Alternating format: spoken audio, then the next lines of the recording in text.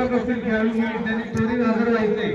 आपल्या समिती प्रमुख त्या ठिकाणी मैदानावर हजर झालेला आहे. तरी सर्व संघ व्यवस्थापकांनी आपल्या ज्या खेळाडू विद्यार्थी आहेत त्यांना आपल्या ट्रॅकवर त्याच्या इव्हेंटच्या ठिकाणी त्वरित पाठवावे.